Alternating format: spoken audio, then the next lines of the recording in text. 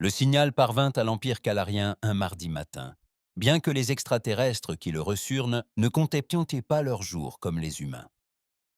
Le message était simple, transmis en séquences mathématiques élémentaires que toute civilisation spatiale pouvait comprendre. Il disait « Nous sommes l'humanité. Nous venons en paix. Nous souhaitons dialoguer. » Dans la grande salle du trône du palais impérial, l'empereur Vextor, assis sur son trône de cristal, laissa échapper un rire. Autour de lui, les membres de son conseil se joignirent à son rire. Il régnait sur la galaxie depuis 12 000 ans. Il contrôlait 847 systèmes stellaires.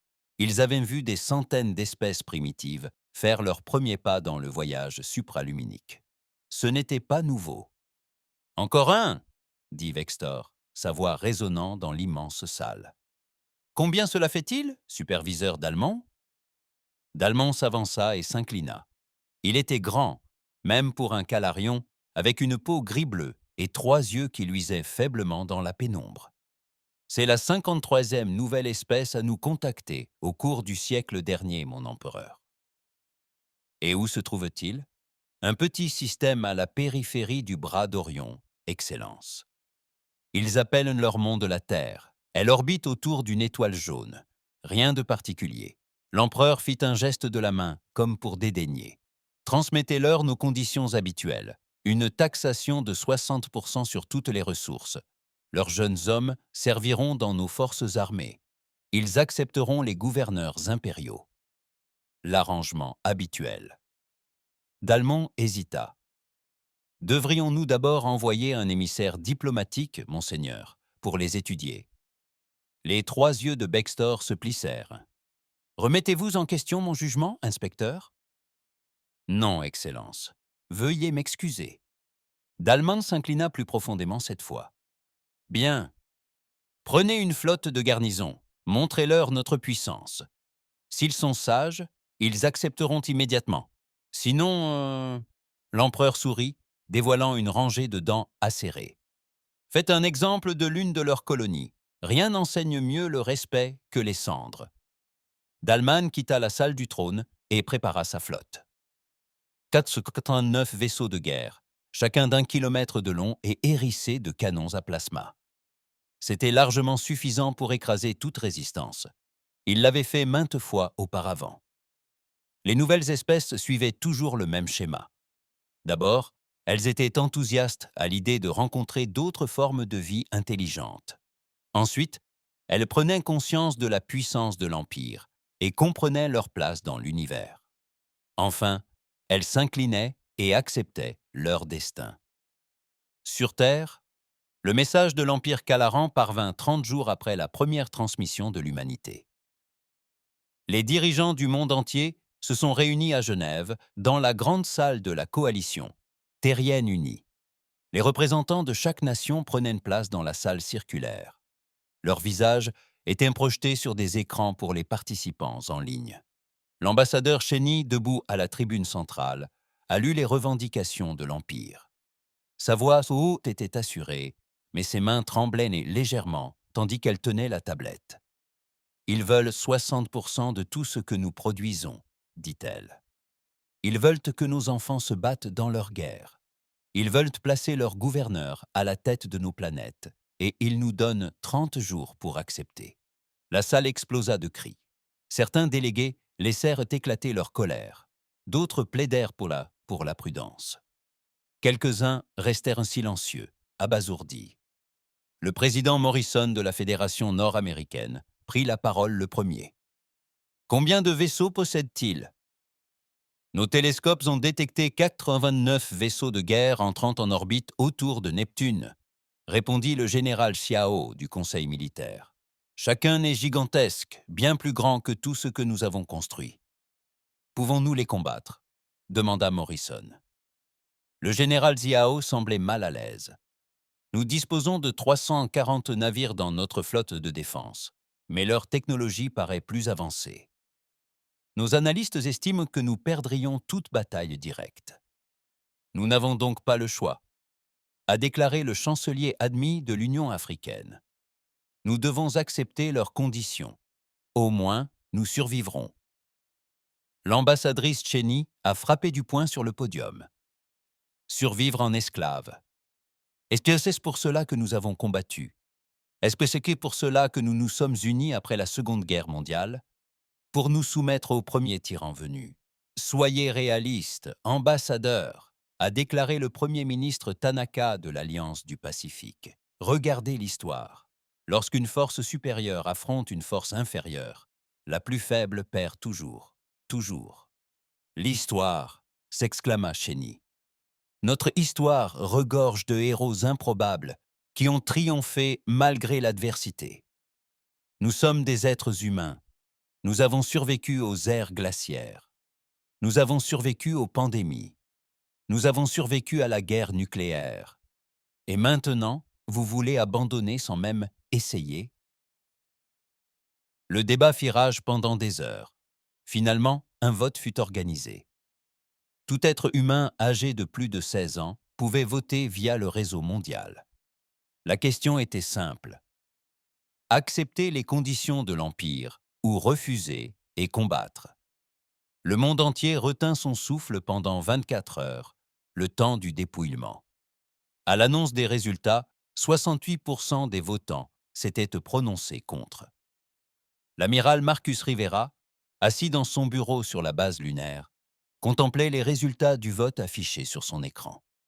Il avait 53 ans, les cheveux gris et le regard fatigué par les affres de la guerre. Il avait commandé la flotte de défense terrienne pendant 8 ans. Durant tout ce temps, il s'était préparé à ce moment précis. Il appuya sur le bouton de communication de son bureau. Amiral Rivera, à tous les commandants de flotte, exécutez le protocole de défiance. Je répète, exécutez le protocole de défiance. À travers le système solaire, 340 vaisseaux commencèrent à se mettre en position. Certains se dissimulèrent dans la ceinture d'astéroïdes. D'autres se positionnèrent près des lunes de Jupiter. Quelques-uns restèrent invisibles près de la Terre, prêts à attirer l'attention de l'ennemi. Dans le Sidar, ténèbres entre les étoiles, le superviseur Dallman reçut la réponse de l'humanité. Il la lut 2 fois, incapable d'en croire ses yeux. « Ils ont refusé », dit-il à son second. « Ces primitifs ont bel et bien refusé. »« Oui, superviseur. Ils ont envoyé un message disant qu'ils défendraient leur liberté. » Dallman ressentit un mélange de colère et d'autres choses. Était-ce du respect? Non, c'était impossible. Ce n'était qu'une autre espèce primitive qui ne comprenait pas sa place. « Cap sur la Terre », ordonna-t-il. « Tous les vaisseaux, formation de combat. Nous allons leur montrer ce qui arrive quand on défie l'Empire calarien. » La flotte entama son voyage vers le système Saoul. Dallman s'attendait à ce que la bataille dure quelques heures, tout au plus. Il était loin de se douter qu'il allait assister à un événement qui changerait la galaxie à jamais. Sur Terre, l'amiral Rivera observait la flotte qui approchait sur son écran tactique. À ses côtés, le docteur. Sarah Okunko vérifia une dernière fois ses instruments. « Tous les systèmes sont prêts, amiral ?» demanda-t-elle d'une voix calme. Rivera acquiesça. « Alors qu'ils viennent, il est temps de montrer à la galaxie ce dont l'humanité est capable. » Le compte à rebours avant la guerre avait commencé. L'amiral Marcus Rivera traversa le hall commémoratif, ses pas résonnant sur le sol de marbre. Les murs étaient méandres et couverts de noms, des millions de noms, chaque personne morte pendant la Seconde Guerre mondiale. Il s'arrêta à un endroit et posa la main sur la pierre froide. Le nom de sa fille y était inscrit. Sarah Rivera, 9 ans, morte dans l'incendie nucléaire qui ravagea São Paulo. C'était il y a 200 ans, mais l'humanité n'a jamais oublié. La guerre avait éclaté pour des raisons de ressources, pétrole, eau, terres rares. Les nations s'affrontaient, les alliances se livraient à des conflits entre elles. Pendant 15 ans, le monde fut ravagé par les flammes. Les armes nucléaires réduisirent les villes en cendres. Les armes biologiques engendrèrent des épidémies. À la fin du conflit, il ne restait plus que 3 milliards d'êtres humains sur les 10 milliards d'antan. Dans les cendres de ce cauchemar, quelque chose changea.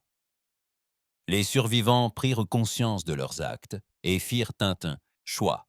Plus jamais ça, plus jamais entre nous. La coalition terrienne unie est née de cette promesse. Chaque nation a conservé sa culture, sa langue, son identité. Mais elles ont tout partagé. Technologie, ressources, connaissances, et elles se sont préparées à la prochaine menace. Car l'humanité a tiré une dure leçon. L'univers était dangereux. S'ils avaient pas failli s'autodétruire, que pouvaient bien leur faire des êtres venus d'autres mondes? Rivera quitta le mémorial et regagna son centre de commandement. La pièce se situait profondément sous la surface lunaire, protégée par des centaines de mètres de roches et d'acier. Des écrans recouvraient tous les murs, affichant des données provenant de tout le système solaire. « Rapport de situation », dit-il en entrant. La commandante Jackson leva les yeux de sa console. Plus jeune que Rivera, à peine 35 ans, elle s'était pourtant entraînée toute sa vie pour cela. « La flotte calarienne est à 3 jours, monsieur. Ils ne cherchent pas à se cacher. Ils veulent qu'on les voie arriver. » Bien. Cela signifie qu'ils sont confiants. Même les ennemis trop confiants commettent des erreurs. Rivera, assis dans son fauteuil de commandement, afficha les données tactiques. « Qu'en est-il de nos ressources ?» demanda-t-il. « Tous les vaisseaux sont en position. Le réseau de la ceinture d'astéroïdes est opérationnel. Les plateformes orbitales terrestres sont prêtes. Les bases sur Mars et Titan sont pleinement opérationnelles. » Ria acquiesça et ouvrit un canal privé. « Docteur Okonkwo, veuillez vous présenter au centre de commandement. » 5 minutes plus tard, le docteur Sarah Okonkwo arriva. C'était une petite femme à la peau mate et aux yeux brillants d'intelligence.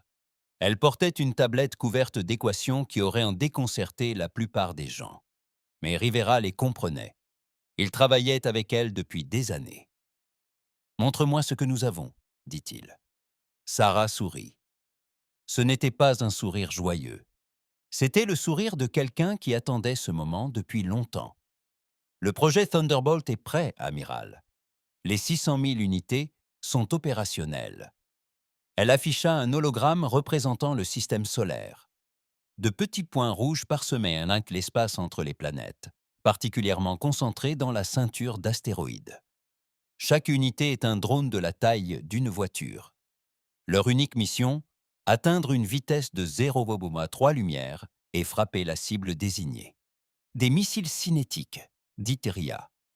Exactement. L'Empire utilise des boucliers énergétiques conçus pour arrêter les armes à plasma et laser. Mais ces boucliers sont peu efficaces contre les objets solides se déplaçant à des vitesses relativistes. Chaque drone frappe avec la force d'une bombe nucléaire. Rivera examina l'écran. Et les canons électromagnétiques montés sur chaque vaisseau.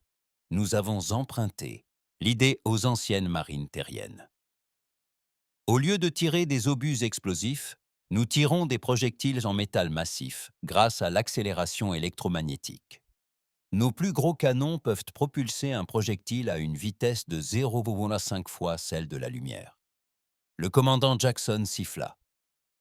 « Quels dégâts cela peut-il causer ?» demanda-t-il.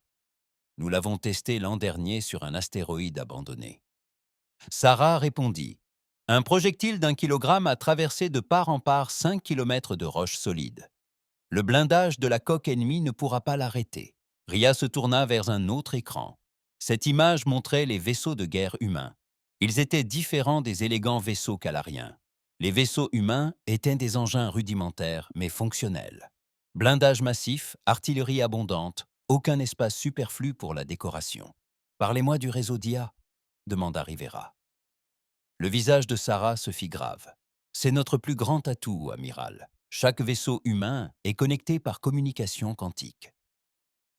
Notre système d'IA traite simultanément les données de tous les capteurs. Il prédit les mouvements ennemis avant même qu'ils ne se produisent. Il coordonne tous nos vaisseaux comme s'ils ne formaient qu'un seul organisme. L'Empire ne dispose pas d'un tel système. Non, ils utilisent des ordinateurs de bord individuels. Chaque capitaine prend ses propres décisions. Cela les rend prévisibles. » Rivera se laissa aller dans son fauteuil.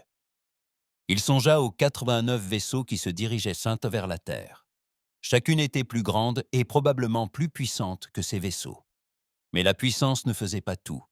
Le renseignement comptait, la stratégie comptait, et surtout, le désespoir comptait. « Il y a encore une chose, » dit Sarah à voix basse.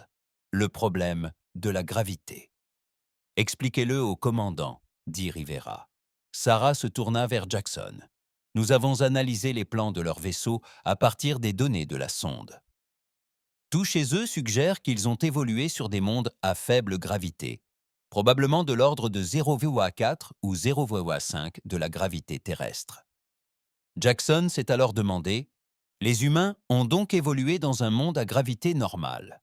Nos os sont plus solides, nos muscles plus denses et notre cœur plus puissant. Lorsque nous avons commencé les voyages spatiaux, nous avons dû surmonter la forte gravité terrestre. Cela a rendu nos fusées puissantes, notre ingénierie robuste. Et eux, ils n'ont jamais eu ce défi. Leurs vaisseaux accélèrent lentement, leurs manœuvres sont douces, et nous pensons que leurs pilotes ne peuvent pas survivre à des virages serrés en combat. » Rivera se leva et se dirigea vers l'écran principal montrant la Terre. La planète tournait lentement, bleue et blanche, magnifique. Là-bas, quelque part, vivaient ses petits-enfants. C'était pour eux qu'ils ne se rendraient pas. « Depuis combien de temps nous préparons-nous à cela ?» demanda-t-il à l'Assemblée. « Depuis la création de la colonie martienne », répondit le commandant Jackson. « 150 ans. Et combien de simulations avons-nous effectuées ? 47 000 scénarios différents. » Sarah déclara « Nous avons planifié le premier contact avec des extraterrestres hostiles bien avant notre naissance. » Ria réfléchit. 47 000 simulations, des générations de scientifiques, d'ingénieurs et de militaires œuvrant pour ce moment. Après la Seconde Guerre mondiale, l'humanité avait promis de ne plus jamais être prise au dépourvu. Tout en envoyant des messages pacifiques aux étoiles, elle construisait des armes en secret. « Au cas où, quelles sont nos chances ?» demanda Jackson. Rivera resta silencieux un instant. « Honnêtement, aucune. Nous n'avons jamais combattu d'extraterrestres. Toutes nos simulations reposent sur des hypothèses. Mais je sais une chose de l'humanité. Nous sommes des survivants. Nous nous adaptons, nous surmontons les obstacles et nous n'abandonnons jamais. » Il appuya sur un bouton et ouvrit un canal de communication avec toute la flotte. À travers le système solaire, 340 capitaines entendirent sa voix. « Ici l'amiral Ria, à tous les commandants.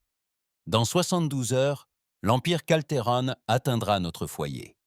Ils s'attendent à notre reddition. Ils nous croient félins de faibles, car novices dans l'espace.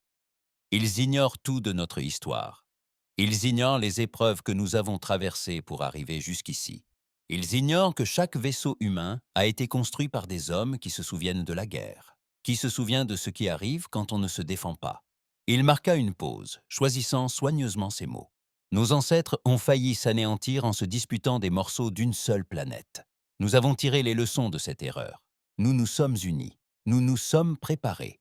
Et maintenant, nous sommes confrontés à notre première épreuve en tant qu'espèce. Montrons-leur ce dont l'humanité s'est capable. Montrez-leur pourquoi vous ne menacez pas notre foyer. Tous les vaisseaux se préparent au combat.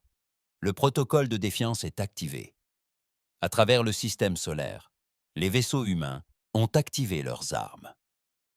Canons électromagnétiques chargés, lance-missiles enclenchés, essaims de drones déployés, et 340 capitaines affichaient un sourire sombre, prêt pour la bataille qui déciderait du sort de l'humanité.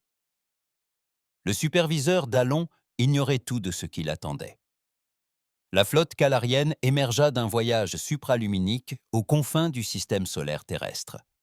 89 vaisseaux de guerre retombèrent dans l'espace normal, près de l'orbite de Neptune, leurs boucliers luisant d'énergie contenue. Sur la passerelle de son vaisseau amiral, le superviseur Delmon examina l'écran tactique avec satisfaction. « Aucun vaisseau de la résistance détecté », rapporta son officier de reconnaissance. « Nous captons des satellites primitifs et des stations spatiales, mais aucun vaisseau militaire. » Delmon acquiesça. C'était normal. Les nouvelles espèces dissimulaient toujours leur flotte près de leur monde d'origine, espérant que les défenses planétaires les protégeraient. En vain. Cap sur la 3e planète, à la vitesse d'approche standard de la Terre. Je veux qu'ils nous voient arriver. La flotte entama son voyage vers l'intérieur, dépassant les géantes gazeuses et la ceinture d'astéroïdes. Ils avançaient lentement, méthodiquement. Dallman avait appris qu'afficher une force écrasante permettait souvent d'éviter les batailles. La peur était une arme aussi puissante que les canons à plasma.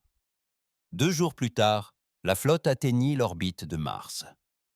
Toujours aucun signe de vaisseau humain, superviseur, dit son officier de communication. Nous recevons une transmission de la Terre. Affichez-la. Un homme d'un certain âge apparut, vêtu d'une sorte d'uniforme militaire. Son visage était buriné, son regard dur. « Je suis l'amiral Marcus Rivera de la flotte de défense terrienne. Vous avez pénétré dans notre espace sans autorisation. Faites demi-tour immédiatement. » Dellman rit. Ces officiers-là l'imitèrent. « Je suis le superviseur d'Allman de l'Empire calarien. Vous avez 1 heure pour vous rendre sans condition. Déployez vos vaisseaux à portée de vue. Mettez vos armes hors d'état de nuire. Préparez-vous à recevoir les gouverneurs impériaux. Ceci est votre dernier avertissement. » L'expression de Rivera demeura impassible. Vous avez choisi la mauvaise espèce à menacer. Vous avez 1 heure pour quitter notre système. Ceci est votre dernier avertissement. La transmission s'interrompit. Le rire de Dellman s'éteignit. « Vaut-il vraiment le coup ?» demanda-t-il. « Je le crois, superviseur, » répondit son second d'une voix calme. « Impossible, ils sont fous. » Dellman se leva de son fauteuil de commandement. « Continuez vers la Terre en formation de combat. Préparez toutes vos armes. Lorsque nous atteindrons leur lune, nous leur montrerons ce qui arrive aux espèces qui défient l'Empire. » La flotte poursuivit sa route. Elle dépassa l'orbite de la Lune. Toujours aucun vaisseau humain n'apparut. Dallman commença à s'inquiéter. Où était-il? « Superviseur, » cria soudain l'officier des capteurs. « Contacts multiples derrière nous. » L'écran tactique s'illumina de marqueurs rouges. 50 vaisseaux humains surgirent de la ceinture d'astéroïdes, émergeant de derrière les rochers flottants où ils se dissimulaient. Ils accélérèrent rapidement, bien plus vite que n'importe quel vaisseau calarien. « Comment ont-ils pu échapper à nos capteurs ?» demanda Dellman. « Inconnu, monsieur. Ils doivent posséder une technologie furtive. » Les vaisseaux humains ouvrirent par le feu. Dellman s'attendait à des tirs de plasma ou de missiles. Au lieu de cela, les armes humaines étaient presque invisibles. Pas de rayons d'énergie brillants, pas de projectiles incandescents, seulement des impacts. Le vaisseau situé directement à sa gauche fut soudain percé en son centre. Le trou était parfaitement rond, comme si une foreuse géante avait traversé le vaisseau de l'avant, à l'arrière. Le réacteur du vaisseau explosa un instant plus tard. « Qu'est-ce que c'était ?» hurla Dellman. « Des armes cinétiques, superviseur. Ils tirent des projectiles solides à une vitesse extrême. Plus d'impact, plus de trous. Les boucliers calariens, conçus pour dévier les armes à énergie, étaient quasiment inefficaces contre des objets physiques se déplaçant à une fraction significative de la vitesse de la lumière. C'était comme essayer d'arrêter une balle avec une lampe torche. Riposter. Tous les vaisseaux ripostent. Les canons à plasma stariens ripostèrent. De magnifiques jets de gaz surchauffés fendèrent l'espace en direction des vaisseaux humains. Plusieurs impacts firent mouche et Dellman vit les boucliers humains s'embraser avant de céder. 2 vaisseaux humains explosèrent, mais les humains ne ralentirent pas. Ils continuèrent d'avancer, de tirer, et leur précision était terrifiante. Chaque tir semblait frapper exactement là où il causerait le maximum de dégâts. Comment font-ils pour se coordonner aussi parfaitement? Ils utilisent une sorte de système de ciblage en réseau, rapporta son officier tactique, lisant dans les pensées de Dellman. Tous leurs vaisseaux partagent les données de leurs capteurs. Ils anticipent nos mouvements. Un destroyer humain passa si près devant l'écran du vaisseau amiral que Dellman put le distinguer clairement. Il était laid comparé au vaisseau kilarien. Que des angles vifs et des armes apparentes. Aucune courbe élégante, mais l'engin se déplaçait avec la grâce d'une danseuse, tournoyant et se tordant de façon impossible. Ils subissent une accélération de 15 grands dans ce virage, s'exclama son navigateur, stupéfait. Nos pilotes mourraient sous une telle accélération. Alors, que sont-ils? Personne n'avait la réponse. Les humains semblaient considérer les accélérations extrêmes comme normales.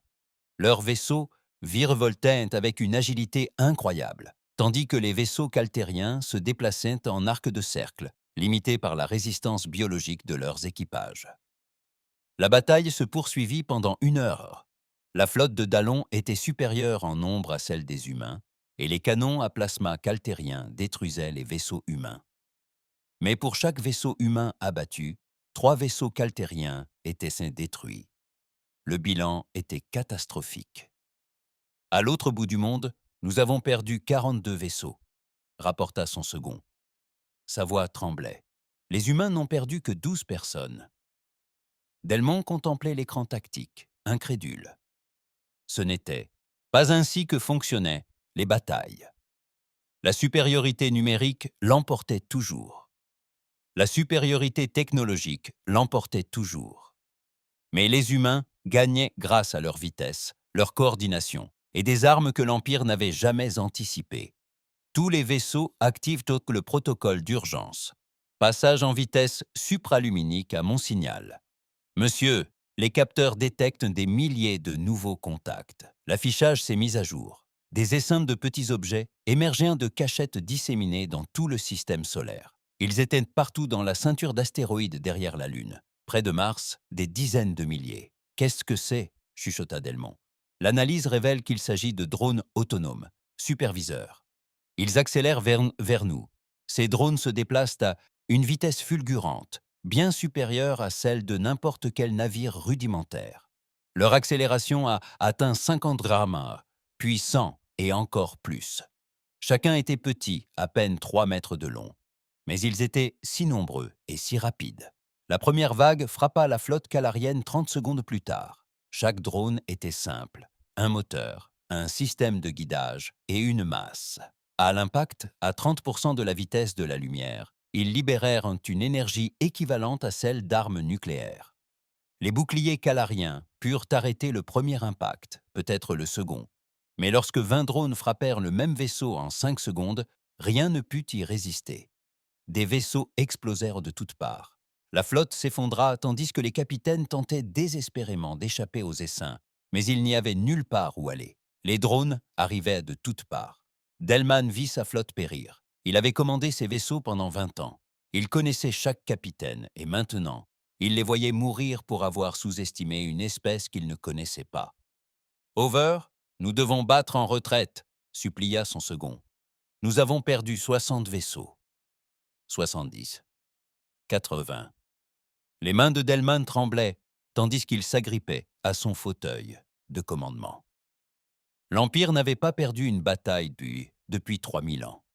C'était impossible, et pourtant, c'était en train d'arriver. Tous les vaisseaux, dit-il d'une voix rauque.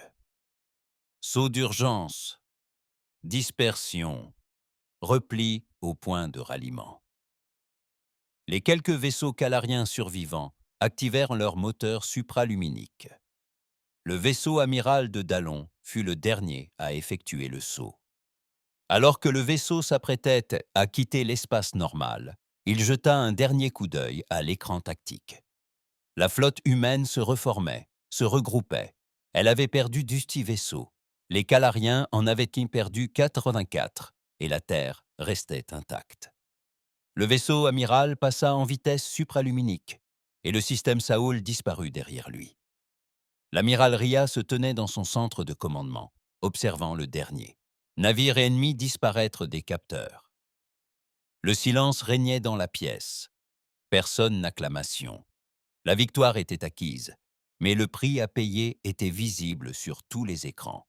18 navires détruits, 3000 marins morts et 5000 blessés. « Quel est l'état de nos systèmes de défense ?» demanda Rivera à voix basse. 70% des essaims de drones utilisés, rapporta le commandant Jackson. munitions du canon électromagnétique à 40%. Tous les vaisseaux survivants signalent des dégâts, mais aucun n'est hors d'état de combattre. Ria hocha lentement la tête. Ils avaient remporté la première bataille. Mais ils savaient que ce n'était pas la fin. Ce n'était que le début. L'Empire n'accepterait pas cette défaite. Il reviendrait avec plus de vaisseaux, plus de colère, plus de détermination.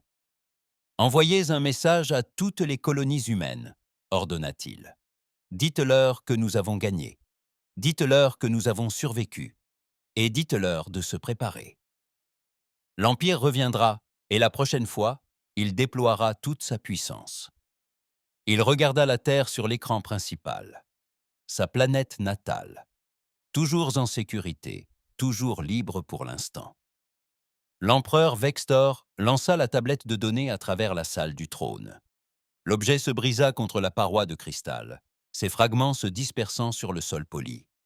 Ses 3 yeux, emplis de fureur, fixaient les survivants de la flotte de Delmont. « 84 vaisseaux, siffla-t-il. Vous avez perdu 84 vaisseaux face à une espèce primitive qui a à peine appris à voyager entre les étoiles. » Les officiers s'inclinèrent profondément, tremblant de tous leurs membres. Personne n'osa parler. « Et vous » Vextor se tourna vers Dalmon, qui se tenait à l'écart des autres, déshonoré. « Vous avez ordonné ce désastre. Donnez-moi une seule raison de ne pas vous exécuter sur le champ. » Dalmon garda la tête baissée. « Je n'en ai aucune, Excellence. Je les ai sous-estimés. Je croyais qu'ils seraient comme toutes les autres espèces que nous avons conquises. Je me suis trompé. » Trompé ? Le rire de Vextor était glacial. Une erreur, c'est de mal calculer la position d'une étoile. Une erreur, c'est d'arriver en retard à une réunion. Mais vous avez mené notre flotte à un massacre. L'Empire n'a pas subi une telle défaite depuis 3000 ans. Il arpentait la pièce, sa robe balayant le sol. Les membres du Conseil observaient en silence. Ils savaient tous ce qui allait se produire. Il fallait apaiser la colère de l'empereur. « Envoyez un message au grand amiral Keshavar », ordonna finalement Vextor. « Dites-lui de rassembler la 5e flotte d'assaut. 800 vaisseaux. Je veux que ces humains soient éradiqués. Détruisez leurs colonies, incendiez leurs stations, transformez leur monde natal en cimetière. » Un membre âgé du Conseil s'avança prudemment. « Excellence, 800 vaisseaux, c'est presque un quart de notre flotte. Et si les autres espèces y voyaient une faiblesse? Et si elles y voyaient une opportunité ?» Vextor tourna son regard brûlant vers le conseiller. « Alors nous les écraserons, eux aussi. Mais d'abord, l'humanité doit disparaître. Elle a humilié l'Empire. C'est intolérable. » Le grand amiral Keshavar reçut ses ordres alors qu'il inspectait les chantiers navals de la capitale impériale. Vieux guerrier, il portait les stigmates d'une centaine de batailles. Contrairement à beaucoup dans l'armée impériale, il avait gagné son grade par les combats et non par la politique. Il étudia attentivement les enregistrements des batailles du système Saoul. Il les observa des dizaines de fois, analysant chaque mouvement, chaque tactique. Ce qu'il vit le perturba profondément. Les humains combattaient comme jamais auparavant. Ils utilisaient des armes que l'Empire jugeait primitives, mais avec une efficacité dévastatrice. Leur coordination était parfaite. Leur agressivité était choquante. Et, plus inquiétant encore, ils ne manifestaient aucune peur. « Ils savent qu'ils ne peuvent pas gagner », dit-il à son second. « Ils doivent savoir que l'Empire peut mobiliser des milliers de vaisseaux. Pourtant, ils se sont battus comme si la victoire était assurée. Peut-être sont-ils simplement ignorants, amiral. » « Non, » répondit lentement Keshvar. « J'ai combattu des ennemis ignorants. Ils paniquent lorsqu'ils réalisent leur infériorité numérique. Ces humains n'ont pas paniqué. Ils avaient un plan et l'ont exécuté à la perfection. Cela signifie qu'ils croient en la victoire. La question est, pourquoi ? Il a rassemblé sa flotte au point de ralliement, à 3 systèmes de l'espace humain. 800 vaisseaux, la plus grande flotte offensive que l'Empire ait lancée depuis des siècles. Une puissance de feu suffisante pour stériliser une douzaine de planètes. Mais Keshavar était prudent. Il envoya des vaisseaux éclaireurs en éclaireurs. Il étudia les approches du territoire humain et il resta vigilant à l'affût de pièges. L'amiral Rivera sut qu'ils approchaient avant même que les vaisseaux éclaireurs n'atteignent le système extérieur. Le réseau d'alerte précoce de l'humanité, déployé sur 50 années-lumière, détecta les mouvements de l'Empire. 800 vaisseaux, annonça le commandant Jackson, les yeux rivés sur les données des capteurs longue portée. Nous sommes désormais en infériorité numérique de 3 contre 1. Même avec nos avantages, nous ne pouvons pas gagner une bataille directe. Rivera acquiesça. La bataille de Luna avait fonctionné grâce à l'effet de surprise. Mais la surprise n'a fonctionné qu'une fois. L'Empire savait maintenant de quoi l'humanité était capable. Il serait prêt. Alors, nous n'engagerons pas de bataille directe. Rivera déclara « Nous combattons comme les faibles ont toujours combattu les forts. Nous leur rendons la tâche trop coûteuse pour continuer. »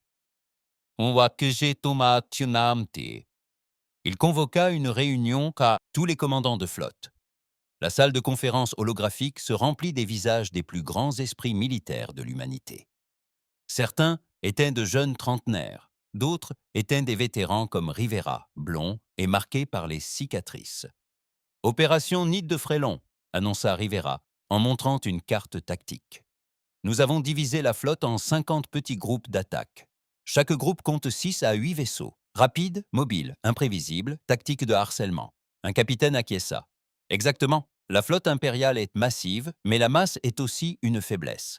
Ils ont besoin de lignes de ravitaillement, de carburant, de munitions, de vivres pour leurs équipages. Nous attaquons ces approvisionnements. Nous neutralisons leurs relais de communication pour les empêcher de se coordonner. Nous tendons des embuscades aux escadrons isolés. Nous ne leur offrons jamais la bataille rangée qu'ils réclament. Ils crieront à la lâcheté, dit un autre capitaine. Le visage de Ria se durcit. Qu'ils le fassent. Nous nous battons pour survivre, pas pour l'honneur. Si la lâcheté préserve la liberté de la Terre, alors je serai le plus grand lâche de la galaxie. Le plan fut immédiatement mis à exécution. La flotte humaine se dispersa comme des graines emportées par le vent, s'étendant sur une douzaine de systèmes. Chaque groupe d'intervention opérait indépendamment, choisissant ses cibles et son moment. La guerre changea. Le grand amiral Keshavar pénétra dans le système Proxima Centauri avec assurance. Sa flotte était écrasante. Mais en quelques heures, tout bascula. Un groupe d'attaque humain attaqua son convoi de ravitaillement, détruisant 3 vaisseaux de transport avant de disparaître dans le champ d'astéroïdes. Un autre groupe attaqua sa station relais de communication à la périphérie du système.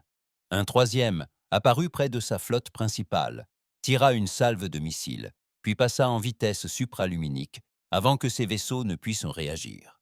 « Retrouvez-les !» ordonna Keshvar. « Déployez tous les vaisseaux éclaireurs. Je veux que ces pillards soient traqués. » Mais repérer les vaisseaux humains était comme chercher une aiguille dans une botte de foin. Ils apparaissaient, frappaient et disparaissaient. L'immense flotte impériale était trop lente pour réagir. Lorsque les forces de Keshavar atteignirent un lieu d'attaque, les humains avaient disparu. Les jours se muèrent en semaines, puis en mois. Les attaques éclairs se poursuivirent sans relâche. Les équipages kétériens, peu habitués à une guerre prolongée, commencèrent à montrer des signes de stress. Ils dormaient mal, sursautaient au moindre bruit, se méfiaient de chaque contact avec leurs capteurs et, lentement mais sûrement, ils commencèrent à commettre des erreurs. Une escadrille de 20 vaisseaux calariens poursuivit un groupe d'attaque humain dans un champ d'astéroïdes.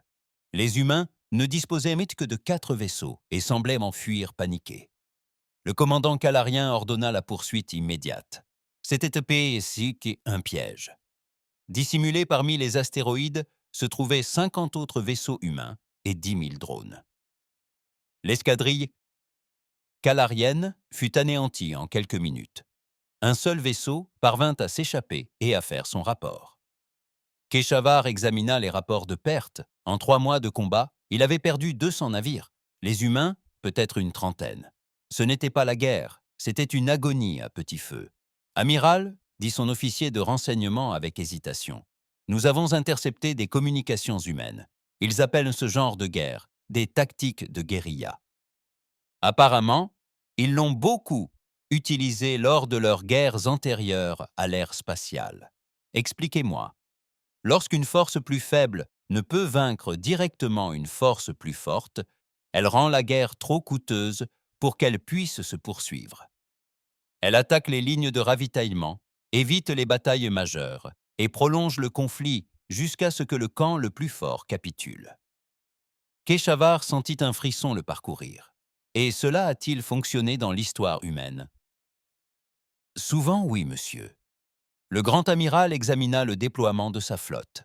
Il y a 3 mois, 800 vaisseaux lui avaient paru insurmontables. À présent, il ne disposait plus que de 600 unités opérationnelles, et les humains ne semblaient pas prêts à s'arrêter. Il prit une décision, une ultime tentative pour forcer une bataille décisive. Il les attirerait avec un appât auquel ils ne pourraient n'inter résister. « Préparez la flotte », ordonna-t-il. Nous allons attaquer leur colonie de Proxima Centauri, celle qui abrite 2 millions de civils. Ils devront la défendre. Le piège était tendu. Keshvar mena 200 vaisseaux vers Proxima Centauri et commença à préparer un bombardement orbital. Il s'assura que les humains puissent observer ses agissements. « Venez m'arrêter, pensa-t-il. Venez combattre. » Et ils vinrent. 30 vaisseaux humains apparurent dans le système, fonçant à toute allure vers sa flotte. Keshvar sourit. Enfin, une véritable bataille. Il les surpassait en nombre, près de 7 contre 1.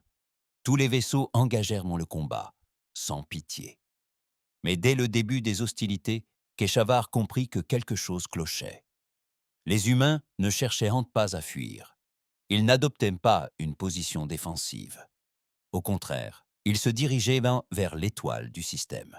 « Que font-ils » se demanda son officier tactique.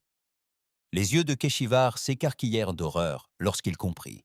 Ils utilisent le rayonnement de l'étoile pour alimenter leurs armes. Tous les vaisseaux, repliez-vous. Éloignez-vous de l'étoile. Trop tard. Les humains avaient déployé d'immenses capteurs solaires près de l'étoile durant leurs mois de guérilla. Ces collecteurs alimentaient désormais des armes à énergie dirigée, construites en secret à la surface de la colonie. Des faisceaux d'énergie stellaire concentrés fendaient l'espace. L'énergie était colossale, puisée directement dans l'étoile. Les boucliers caltériens surchargés cédèrent. Sous l'assaut, les vaisseaux fondirent. On passa de 200 à 150, puis à 100 vaisseaux. Les humains perdirent 12 vaisseaux lors de la bataille, mais ils sauvèrent dans leur colonie. Keshvar ordonna la retraite. Tandis que sa flotte passait en vitesse supraluminique, il comprit la vérité. L'Empire ne pouvait pas gagner cette guerre. Pas ainsi. Pas contre un ennemi qui combattait avec une telle ingéniosité, une telle détermination, un tel refus absolu de se rendre. Pour la première fois de sa longue carrière militaire, le grand amiral Keshvar se demanda si la paix n'était pas la seule issue. La réunion d'urgence du Conseil fut convoquée à minuit, heure normale de Calaran. La grande salle se remplit de conseillers venus de tout l'Empire. Nombre d'entre eux y assistaient par projection holographique. Leurs visages exprimaient l'inquiétude, la colère et une émotion que l'Empire n'avait pas ressentie depuis des millénaires. La peur. L'empereur Vexator, assis sur son trône de cristal, scrutait les dirigeants réunis de ses 3 yeux. Il paraissait plus vieux qu'avant, le poids de la défaite se lisant dans ses épaules affaissées. « 400 vaisseaux, dit-il d'une voix creuse. Nous avons perdu 400 vaisseaux à cause de ça, de cette espèce nuisible. Comment est-ce possible ?» La haute conseillère Martek se leva pour prendre la parole. Elle était très âgée, même pour une calarienne, et avait servi 3 empereurs. Les humains combattent différemment de toutes les espèces que nous avons rencontrées. Ils ne suivent pas les règles conventionnelles de la guerre. Ils emploient des tactiques considérées comme déshonorantes, selon les normes civilisées. Déshonorantes. La voix du grand amiral Keshavar résonna dans la salle. Il avait été rappelé pour s'expliquer sur ses échecs. La guerre n'est pas une question d'honneur, c'est une question de survie. Et les humains le comprennent mieux que nous. Vextor plissa les yeux. Vous les défendez. Je ne fais que constater les faits. Excellence. En 3 mois de combat, j'en ai appris plus sur les humains que nos services de renseignement en des années d'observation. Ils ne sont ni primitifs, ni faibles. Ils sont dangereux. Un autre membre du conseil prit la parole, la voix tremblante de rage. Alors, nous devons envoyer plus de vaisseaux. 5 000 10 000 Nous devons les anéantir avant qu'ils ne deviennent plus puissants. Et d'où viendront ces vaisseaux demanda Keshavar calmement. Nous disposons de 8 000 vaisseaux dans toute la marine impériale. Proposez-vous de démanteler les défenses de tous nos systèmes? Que se passera-t-il lorsque nos congénères constateront cette faiblesse? Un silence pesant s'installa dans la salle. C'était la question que tous évitaient. Il le voit déjà, dit Martekch d'une voix calme. Des rapports nous parviennent de tout l'Empire. 3 espèces vassales ont cessé de verser leur tribut. 2 autres ont expulsé nos gouverneurs. Des émeutes ont éclaté sur Simonde. Les humains leur ont prouvé que l'Empire pouvait être défié. Vex. Thor frappa du poing l'accoudoir de son trône. Alors nous ferons un exemple non seulement de l'humanité, mais de tous ceux qui oseront se rebeller. Guerre totale, aucune pitié. Nous montrerons à la galaxie ce qui arrive quand on défie l'Empire. Et si nous perdons? Demanda Keshvar. La question était simple, mais elle planait comme une lame. Perdre? Le rire de Vextor était amer. Nous ne pouvons pas perdre. Nous sommes l'Empire. Nous régnons depuis 12 000 ans. Tout empire finit par s'effondrer. Excellence, généralement parce qu'il refuse de s'adapter. Keshvar afficha une carte galactique sur un écran tactique. Regardez notre situation en toute honnêteté. Nous avons perdu 400 vaisseaux. Nos espèces vassales sont agitées.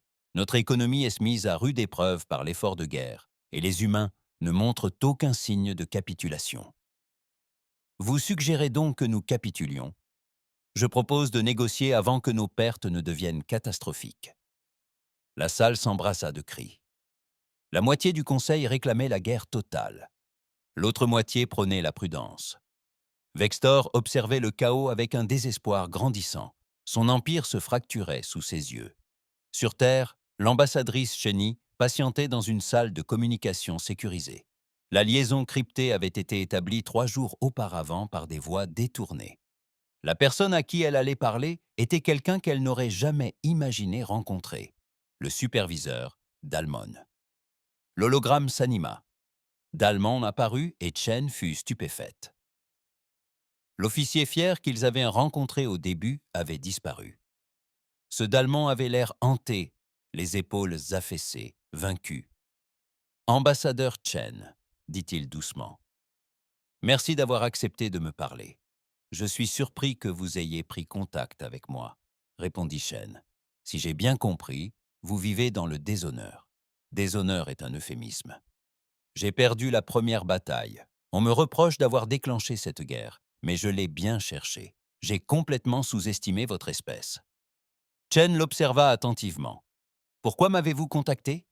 Dalon se pencha en avant, ses 3 yeux trahissant une émotion que Chen n'avait jamais vue chez les Keltariens, une inquiétude sincère. Parce que cette guerre détruira nos 2 peuples si elle se poursuit. L'empereur prévoit d'envoyer 5 000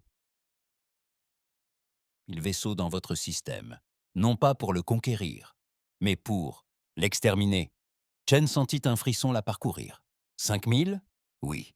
Et même avec vos impressionnantes défenses, je ne pense pas que vous puissiez survivre à un tel assaut. Mais voici ce que l'empereur ne comprend pas. Même s'il gagne, il perd. L'empire s'effondre. 3 espèces ont déjà proclamé leur indépendance. D'autres suivront. Votre résistance leur a prouvé que l'empire n'est pas invincible. Que proposez-vous donc? La paix.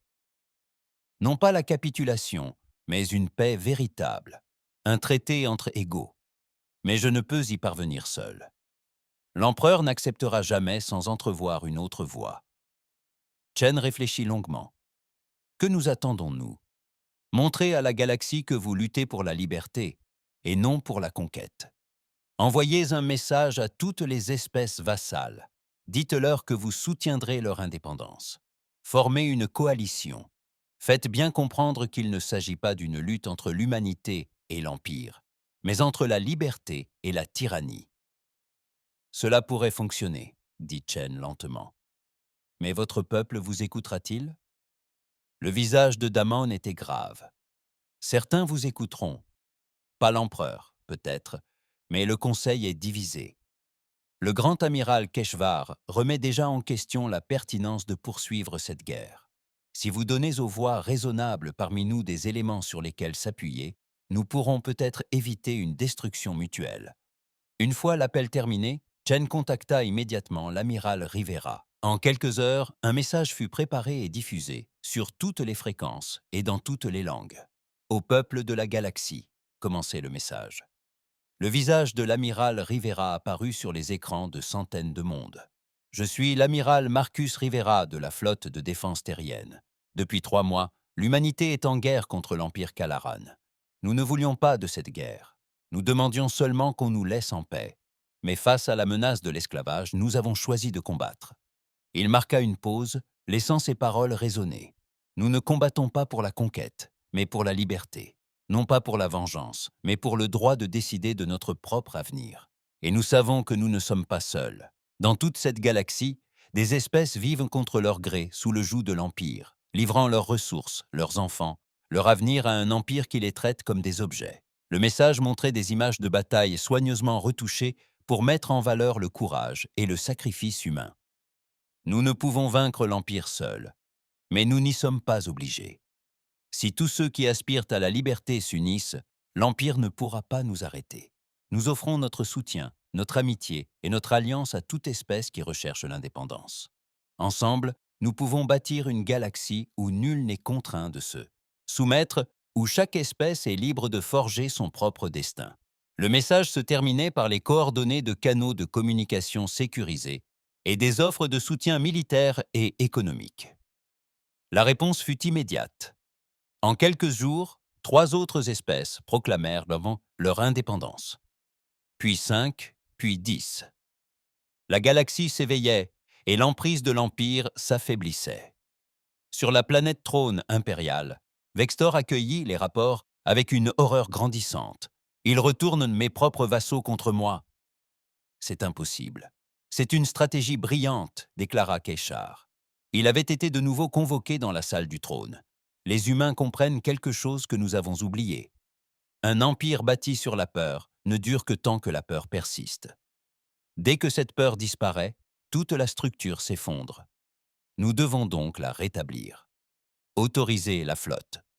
5000 vaisseaux. Départ immédiat. Keshvar resta silencieux un long moment. Puis il fit quelque chose qu'aucun officier caltérien n'avait fait depuis 3000 ans. Il refusa un ordre direct. « Non, Excellence. » Un silence de mort s'abattit sur la salle du trône. Vextor fixa son grand amiral, incrédule. « Qu'avez-vous dit ?» J'ai dit « Non, je ne mènerai pas 5000 vaisseaux à leur perte. Je ne sacrifierai pas un quart de notre flotte pour votre orgueil. La guerre est perdue, Excellence. Non pas parce que l'humanité est plus forte, mais parce qu'ils ont montré à la galaxie que nous pouvons être vaincus. Si nous persistons, l'Empire se déchirera. » Vextor se leva de son trône, tremblant de rage. « Tu oses me refuser quoi que ce soit. Je suis l'empereur. Ma parole est loi. Ta parole était loi, » dit Keshar d'un ton triste. Mais les empires ne reposent pas uniquement sur la parole d'un seul être. Ils reposent sur la confiance, le respect et l'intérêt mutuel. Nous l'avons oublié et nous en payons le prix. Il se retourna et se dirigea vers la porte. « Garde !» cria Vextor. « Arrêtez-le! Arrêtez-le pour trahison !» Les gardes restèrent immobiles. Ils se tinrent au garde à vous, mais leurs armes restèrent baissées. « Voyez-vous, » dit Keshavar d'une voix calme, « même vos propres gardes vous interrogent désormais.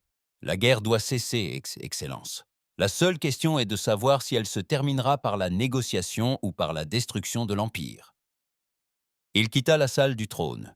Derrière lui, l'empereur Vexor trônait seul sur son trône de cristal, entouré d'un pouvoir qu'il ne pouvait plus maîtriser. La galaxie retint son souffle, attendant la suite. L'immense flotte impériale se rassembla aux confins du système Saol. 5000 vaisseaux de guerre s'étendaient à travers l'espace comme un océan de métal. C'était la plus grande force militaire que la galaxie ait jamais connue. L'empereur Vextor, bravant les avertissements de son conseil, avait personnellement autorisé le déploiement de la flotte. Ce serait la réponse ultime de l'Empire à la rébellion de l'humanité. Le grand amiral Keshvar, debout sur la passerelle de son vaisseau amiral, contemplait l'écran tactique. Il avait été contraint de commander cette flotte malgré ses réticences. L'alternative était l'exécution pour trahison.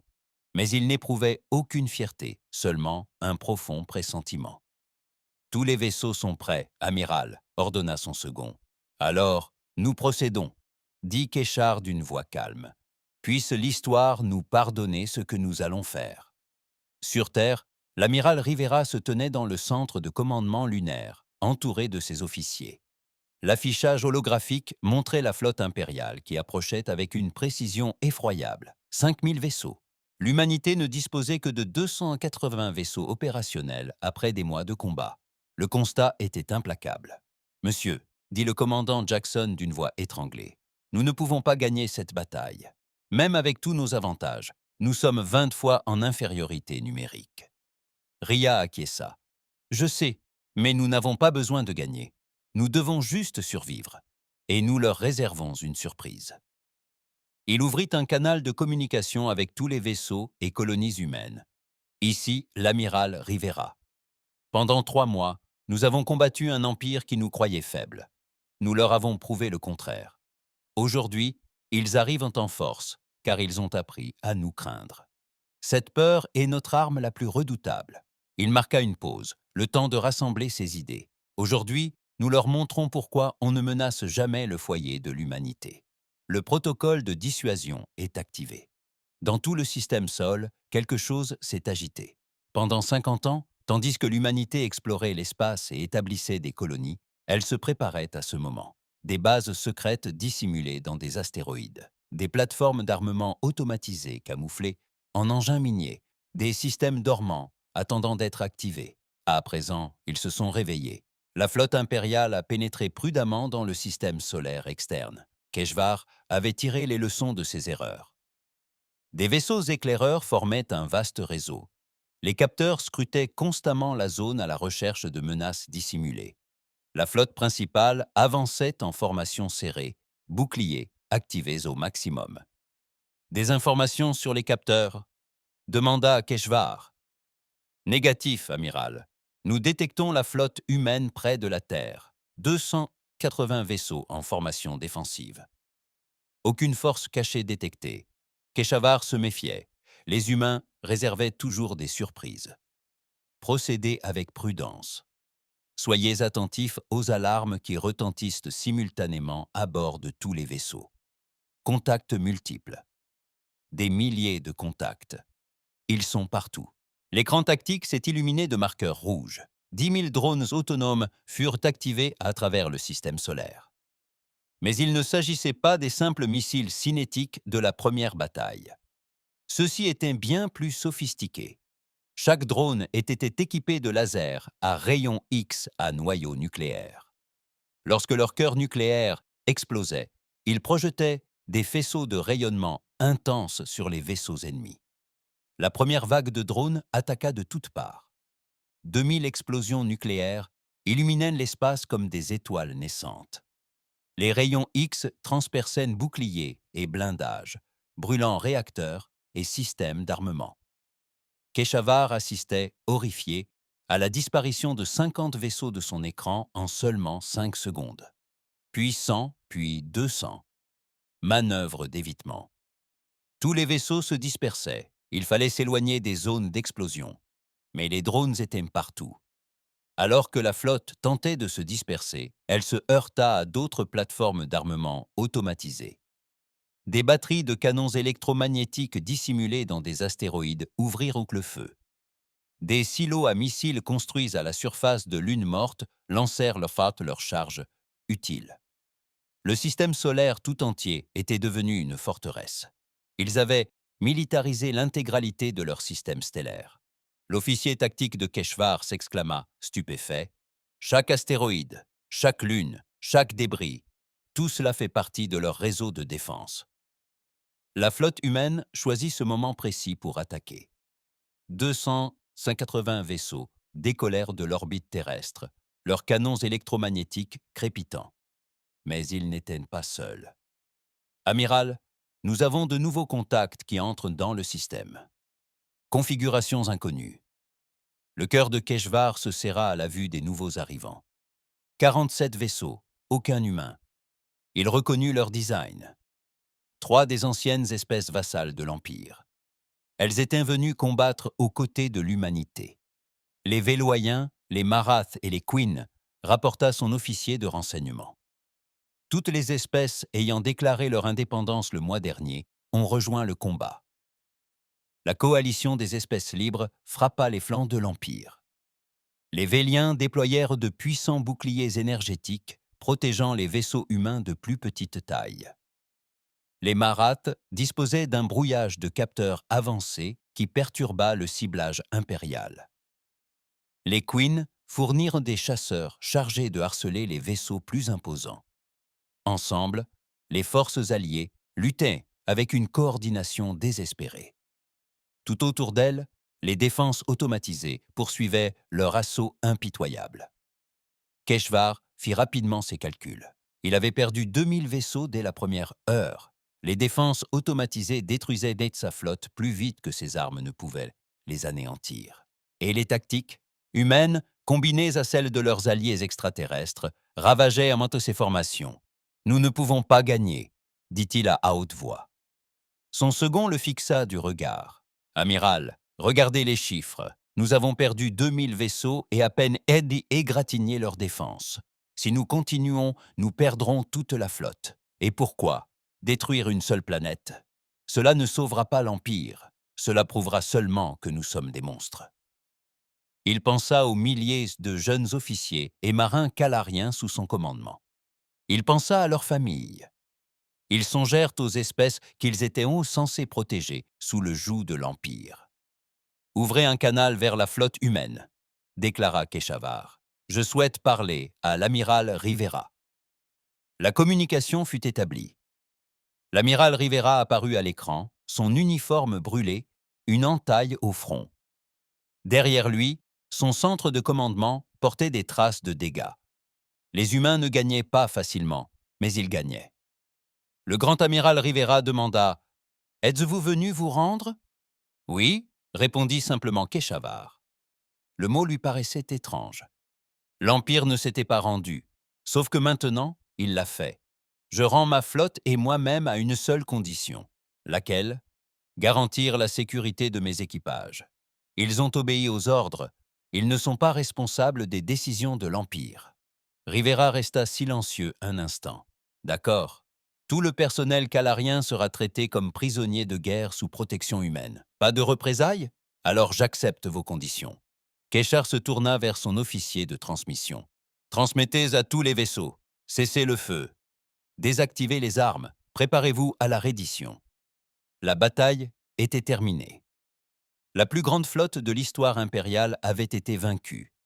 Non pas par supériorité numérique ou technologique, mais par détermination, ingéniosité et refus catégorique de toute subjugation. Sur le monde du trône impérial, l'empereur Vexator accueillit la nouvelle, abasourdi et silencieux. 5000 navires envoyés, 3000 détruits ou capturés. Le grand amiral a capitulé. Le conseil s'est réuni quelques heures plus tard. Cette fois, il n'y a pas eu de débat. Empereur Vextor a déclaré officiellement le haut conseiller Martekch. Le conseil a voté. Vous êtes destitué, immédiatement. L'Empire a besoin d'un nouveau dirigeant. Le leadership qui comprenait la galaxie a changé. Vextor n'a pas résisté. Il s'est levé de son trône de cristal et s'est éloigné. Un être brisé. 12 000 ans de tradition impériale s'achevaient dans une résignation silencieuse. 6 mois plus tard, l'accord galactique était signé en terrain neutre. L'ambassadrice Cheney représentait l'humanité. Le grand amiral Keshvar, gracié par le nouveau gouvernement kalarien, représentait l'Empire.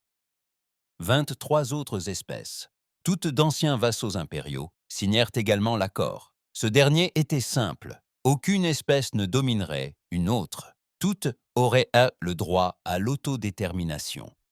Un conseil serait chargé de la médiation en cas de conflit, chaque espèce disposant d'une voix égale, indépendamment de sa taille ou de sa puissance militaire. L'amiral Rivera assista à la cérémonie en grande tenue. Il se tenait aux côtés du superviseur Dalmont, qui avait joué un rôle déterminant dans les négociations de paix. Les deux guerriers, qui s'étaient jadis affrontés au combat, travaillaient désormais ensemble pour un avenir nouveau. « Pensez-vous que cela durera ?» demanda Dalmont d'une voix douce. « La paix ?» Rivera réfléchit à la question. « Je crois que nous avons tous tiré une leçon importante. Les forts ne sont pas invincibles, et les faibles ne sont pas impuissants. La puissance provient de sources multiples. La technologie, la stratégie, la détermination, l'unité. L'Empire a oublié qu'il ne croyait qu'à la domination absolue. Et l'humanité nous a montré une autre voie. Nous vous avons montré ce que le désespoir peut engendrer. Mais il nous faut maintenant démontrer autre chose.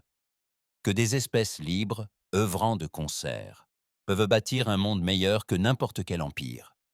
La cérémonie s'est conclue par la plantation, par des représentants de chaque espèce, de plantes indigènes de leur monde d'origine dans un jardin de l'unité. C'était symbolique, peut-être même trop, mais les symboles avaient leur importance. Ils offraient aux gens une raison d'espérer. Alors que les délégués s'en allaient, Chenwei trouva Rivera seul, contemplant la terre à travers le hublot de la station. « Tu penses à ce que nous avons perdu ?» demanda-t-elle. 5000 marins, 20 colonies endommagées, 50 ans de ressources gaspillées dans des armes que nous espérions ne jamais utiliser. Rivera secoua la tête. Oui, nous avons gagné, mais le prix à payer a été terrible. Cela aurait été pire si nous avions capitulé. Je sais, c'est ce qui rend la chose supportable. Nous avons choisi la liberté en connaissant le prix et nous l'avons payé. Il se tourna vers elle. Mais aujourd'hui, notre responsabilité est différente. Nous avons inspiré d'autres personnes à rechercher la liberté. Nous devons les aider à la préserver. Chenwei sourit. La coalition pour la liberté des espèces. J'aime bien, ce n'est pas parfait. Il y aura des défis, des conflits, des décisions difficiles, mais c'est mieux que l'alternative.